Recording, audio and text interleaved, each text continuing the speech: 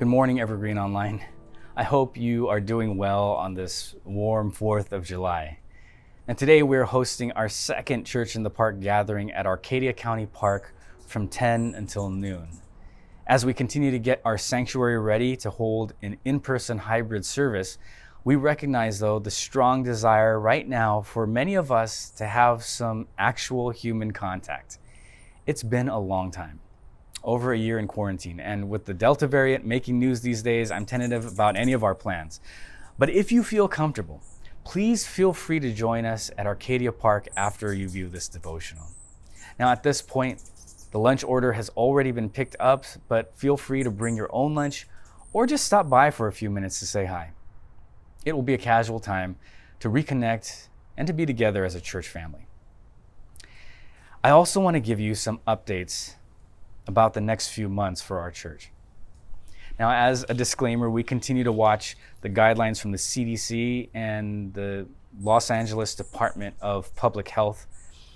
And if the pandemic numbers continue to be in our favor, I hope to begin gathering in person by the end of the summer. Now, starting next week, we will be moving our worship service live stream from inside Nagano Chapel to inside our sanctuary. A new soundboard and upgraded lighting will be utilized, and we are currently troubleshooting some of the last issues with our new cameras. Within the month, I would expect to see these cameras come online in our service.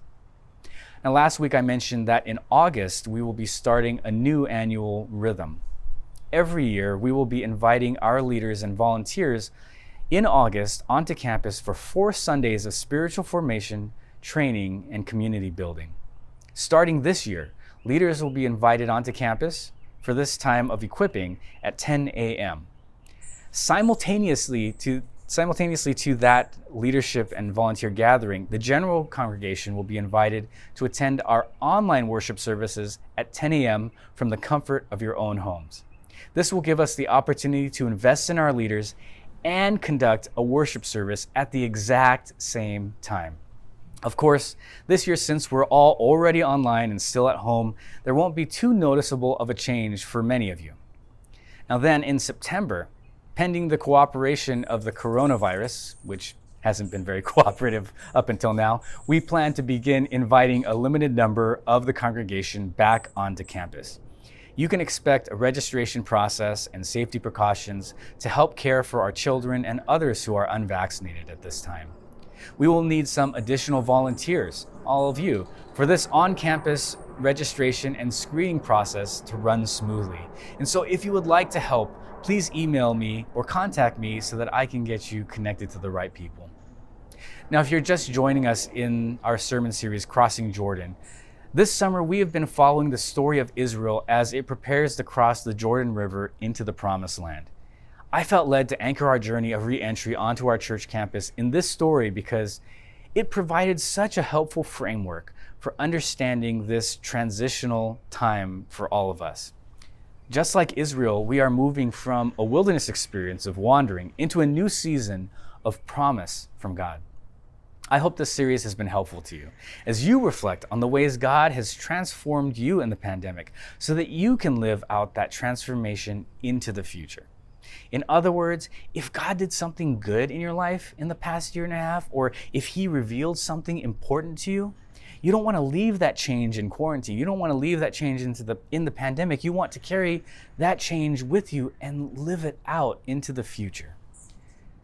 Now, I recently saw a segment from The Late Show with Stephen Colbert where he made fun of the awkwardness everyone is feeling from re-entry. And he put together this 1940s style educational film about coping with re-entry anxiety. I think it's funny because we're all sort of feeling that right now. I mean, you ask yourself, do I hug this person? Can I take off my mask? Do I put one on? Can I ask if you're vaccinated? Can you ask me if I'm vaccinated? And for some of you who are more introverted, maybe this time of re-entry you're dreading because you actually love being around far fewer people. You're perfectly fine being at home with your new best friend, Netflix. In fact, maybe some of you actually are watching this right now because you don't want to go to church in the park. You feel like, I love you, but I just want to see you on Zoom. Now, first of all, I just want to assure you that your feeling like this is completely okay. Instead of forcing everyone back at once, we're going to embrace being hybrid. So you can choose to come back to church when you feel comfortable. No pressure.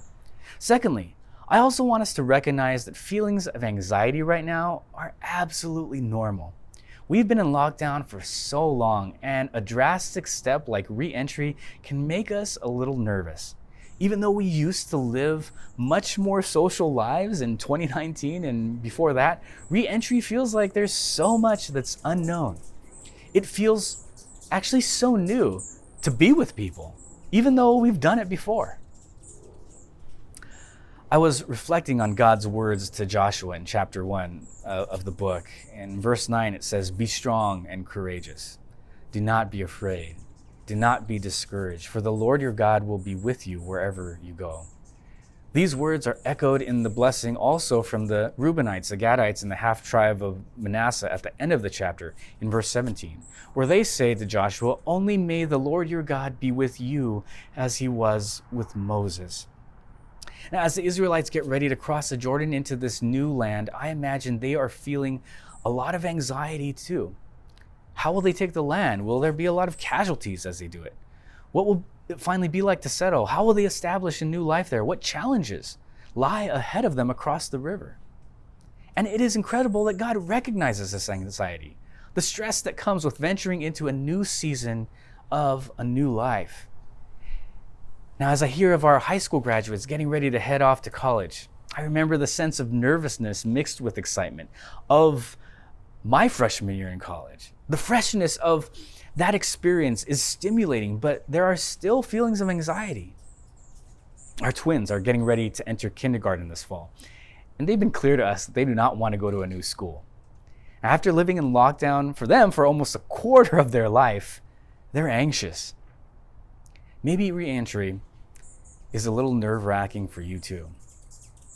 And so how reassuring it is for Joshua to hear these words from God. Be strong and courageous.